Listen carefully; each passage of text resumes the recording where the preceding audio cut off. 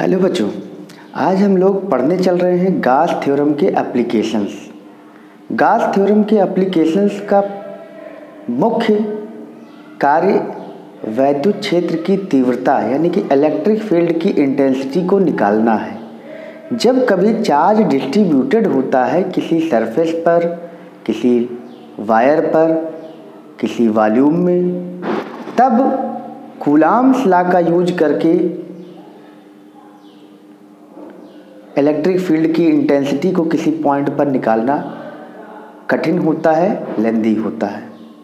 इसलिए Gauss theorem का उपयोग, गॉस थ्योरम का यूज हम लोग करते हैं इन स्थितियों में। तो पहला एप्लीकेशन हमारा बच्चों ये है कि इलेक्ट्रिक फील्ड की इंटेंसिटी को infinitely long charge straight wire के कारण निकालना। हम लोग निकालने चल रहे हैं कि इलेक्ट्रिक फील्ड की इंटेंसिटी को किसी ऐसे पॉइंट पर जो कि एक वायर के निकट है, किसी आर दूरी पर है। यानी कि हमको दिया क्या गया है, we are given a very long straight wire. देखिए लॉन्ग स्ट्रेट वायर है तो कुछ वायर तो बनाए, आगे डॉट डॉट डॉट बना दिए। ये इनफाइनाइटली लॉन्ग स्ट्रेट वायर है। इस स्ट्रेट वायर के कारण हमको इस पॉइंट P पर इलेक्ट्रिक फील्ड की इंटेंसिटी को फाइंड आउट करना है। यानी कि ये वायर दिया गया है, पॉइंट P दिया गया है और क्या दिया गया है, ये दूरी R। और चूंकि ये चार्ज, ये वायर जो है ये चार्ज है, तो मान लेते हैं कि इस पर पॉजिटिव चार्ज है, नेगेटिव भी हो सकता है, कोई भी चार्ज। और जब कोई वायर किसी लेंथ पर बटा होता है तो इसमें चार्ज डेंसिटी जो होती है उसको बोलते हैं लैम्डा। तो ये लैम्डा जो है वो होती है linear charge density, linear charge density. ये क्या होती है, लैम्डा। और लैम्डा क्या होती है, Q बाई L, है ना। जो लेंथ है, किसी लेंथ L का चार्ज अगर Q है तो Q बाई L को ही हम लीनियर चार्ज डेंसिटी कहते हैं। यूनिट इसकी कूलाम पर मीटर हो जाएगी। तो इस तरह से बच्चों चलो लिखना शुरू करो। क्या लिखेंगे हम शुरुआत में, नोट्स बनाना शुरू करो, कॉपी पर निकालो कि let us consider a long straight wire having linear charge density lambda. Having linear charge density lambda is given.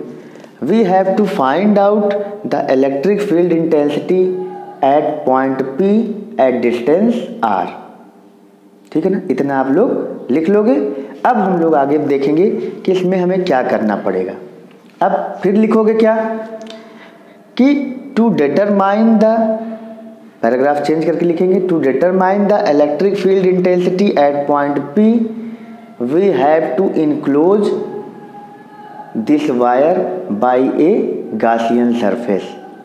Therefore, we construct a Gaussian surface which is in the form of cylinder. We construct a Gaussian surface.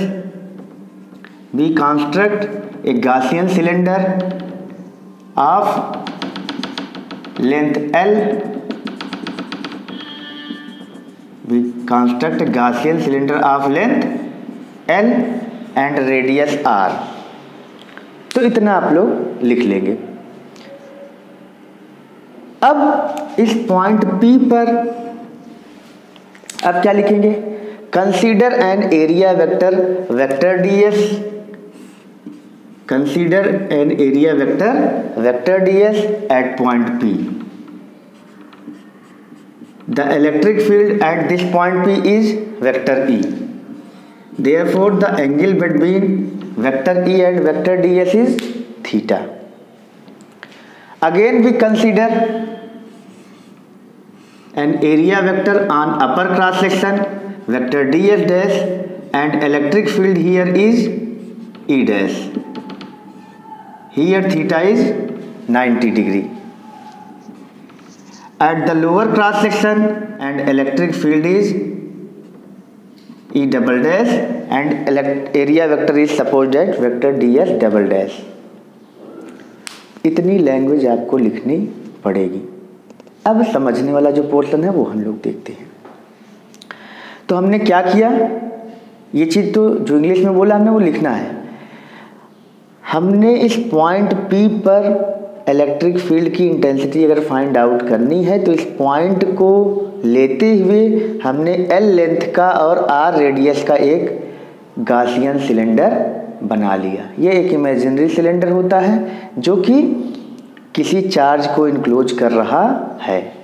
अब हम लिखते हैं कि let charge enclosed by Gaussian cylinder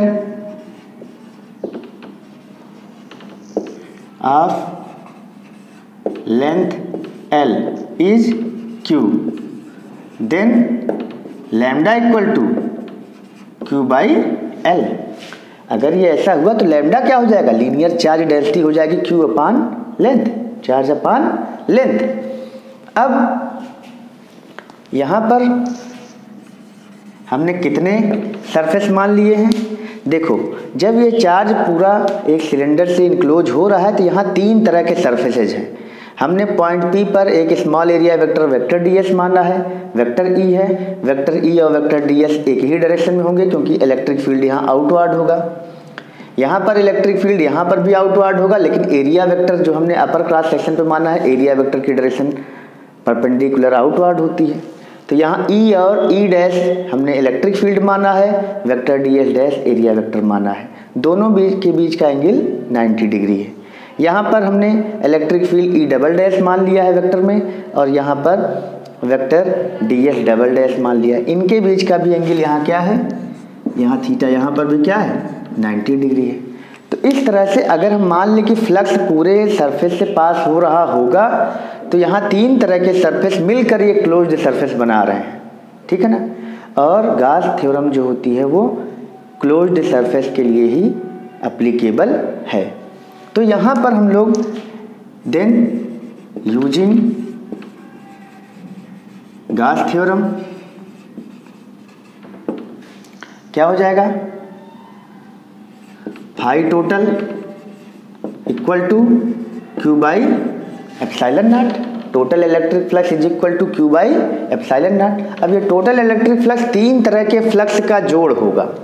वो क्या क्या होगा, integration of vector E dot ds, ये है कर्व्ड सरफेस एरिया यहाँ पे लिया गया है, plus integration of E dash dot ds dash plus integration of E double dash vector में और ds डबल डैश वेक्टर में equal to Q by epsilon naught. अब यहाँ पर हमारा जो होगा ये हो जाएगा E ds cos 0 degree plus E dash ds dash cos, यहाँ पे एंगल बेटा 90 है, यहाँ एंगल क्या है 90 है, plus E double dash ds double dash cos 90 equal to Q by epsilon naught, ठीक है ना। यहाँ पर एक चीज़ बहुत ध्यान रखनी है कि इनफाइनाइट लेंथ का जब वायर दिया गया है तो हम पूरे वायर को नहीं इनक्लोज करेंगे। हमने एक गॉसियन सिलेंडर बनाया जिसकी कोई डेफिनेट लेंथ रहेगी, और अभी हम बाद में देखेंगे कि यहाँ लेंथ का इस इलेक्ट्रिक फील्ड पर कोई प्रभाव नहीं पड़ेगा। हमें इसकी चार्ज डेंसिटी से यहाँ पर मतलब है, ठीक है ना। इसलिए ये लेंथ कोई भी ली जा सकती है, छोटी लेंथ ली जा सकती है, बड़ी लेंथ ली जा सकती है, लेकिन जितनी लेंथ ली गई है उससे जो चार्ज यहाँ पे इंक्लोज हो रहा है, इस लेंथ का जो चार्ज है वो Q है, ठीक है ना। अब हम लोग यहाँ पर देखते हैं E ds cos 0 की वैल्यू हो जाएगी 1 इंटू 1 प्लस ये क्या हो जाएगा 0 plus 0 equal to Q by epsilon naught.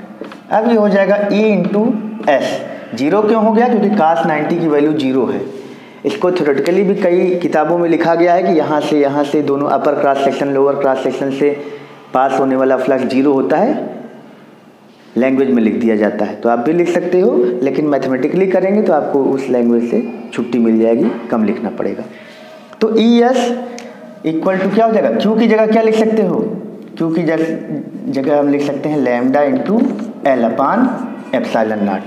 अब एस क्या है, यहाँ तुम देखो ये ds का जो पूरा एरिया है, अभी ds क्या है, एक स्मॉल पार्ट है कर्व्ड सरफेस एरिया का, ये कर्व्ड सरफेस एरिया का स्मॉल पार्ट है ds, और जब हम इसको पूरा इंटीग्रेट कर देंगे तो ये पूरा टोटल कर्व्ड सरफेस एरिया आ जाएगा।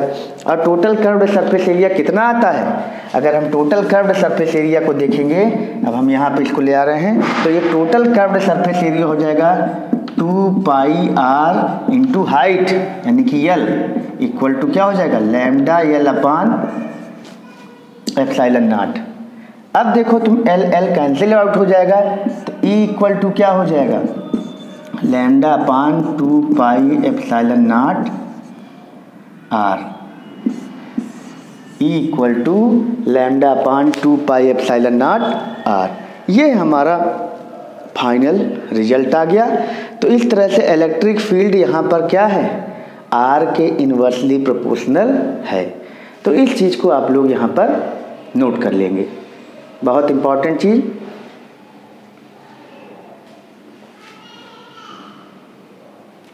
अब बेटा आगे हम लोग पढ़ते हैं, E की वैल्यू जो आ गई वो आ गई lambda by 2 pi epsilon naught R। अब यहाँ से therefore E is inversely proportional to R। यहाँ से क्या पता लग रहा है कि E inversely proportional to R है, यानी कि R के इन्वर्स के डायरेक्टली प्रोपोर्शनल ये है। अब अगर इसका ग्राफ बनाओगे तो क्या होगा, ये E है, ये क्या है R है, तो इसका मैग्नीट्यूड क्या है, तेजी से घट रहा है, R के बढ़ने पर E क्या हो रहा है, घट रहा है। लेकिन यहाँ ये नीचे टच नहीं होगा, क्योंकि ये R जब इनफाइनाइट होगा तब E जीरो होगा, और R जब जीरो होगा तो E इनफाइनाइट होगा। तो इस तरह से यहाँ पर ये E क्या है, R के इन्वर्सली प्रोपोर्शनल है। तो क्वेश्चन में पूछा जाता है कि E जो है वो R इन्वर्स के प्रोपोर्शनल कहाँ होता है, तो आंसर हम बोलेंगे कि लाइन चार्ज के कारण। इस चार्ज को हम लाइन चार्ज भी कहते हैं, ठीक है ना।